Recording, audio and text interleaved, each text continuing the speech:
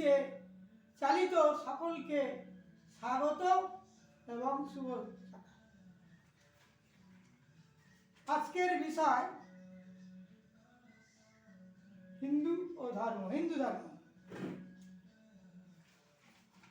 মনের কথা এই সময়, হে আমার সনাতনী হিন্দু ভাই বোনেরা এবং দেশবাসীর কাছে আমার আবেদন যে দেশের দুর্নীতিপূর্ণ সমাজ ব্যবস্থার জন্য যারা দায়ী তাদের চিহ্নিত করে আইন মোতাবেক গ্রেপ্তার করে তাদের চরিত্র দূষণের জন্য শোধনাগারে বা জেলে পাঠানোর জন্য সুব্যবস্থা গ্রহণ করতে হবে।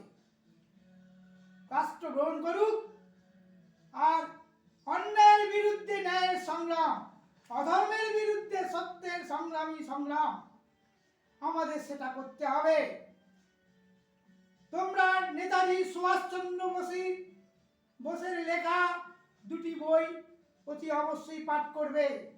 সেগুলি হচ্ছে 1 নম্বর নতুনের সন্ধান আর তরুণের স্বপ্ন এবং গীতা পাঠ।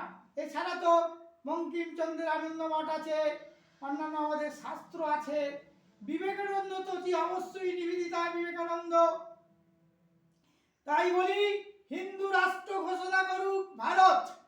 ভারতীয় হিন্দু সনাতন ধর্মের আদর্শ অনুযায়ী আমাদের প্রতিবেশী রাষ্ট্র নেপালি পৃথিবীতে হিন্দু রাষ্ট্র, যেখানে প্রত্যহ সকালে সত্যম শিবম সুন্দরমের আরাধনা পশুপতিনাথ মন্দিরে হয়।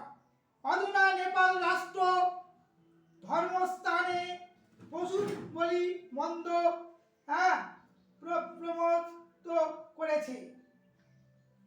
প্রচার করেছে হিন্দু রাষ্ট্রের আইন মোতাবেক। তাই বলি ভারত তথা পৃথিবীর সমস্ত রাষ্ট্র নেপালকে অনুসরণ করুক, অন্যথায় ভারতবর্ষ তার রূপ পরিবর্তন করবে। পৃথিবীর ধ্বংসলীলা পরমা প্রকৃতি বিশ্বমাতা আদি অবস্থান নেবে, অবশ্যই নেবে। তাই তো বলি, তাই আমি আশা করব যুব সমাজের কাছে রাজনৈতিক ও সামাজিক জীবনে এর প্রতিফলন রাষ্ট্রের উন্নতি বিধানের সুখ ও সংস্কৃতি বিকাশ ঘটুক। রাষ্ট্রনেতাদের কাছে আমার অনুরোধ, যারা আগামী দিনে রাষ্ট্রনেতা হতে চলেছে, ক্ষমতা নিয়েছে, তাই বলি সত্যমেব জয়তে নার নিত্যম।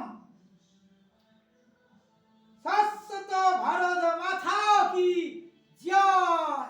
শাশ্বত ভারত মাতা কি জয়।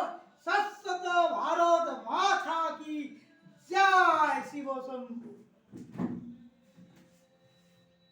আজ এই পর্যন্ত।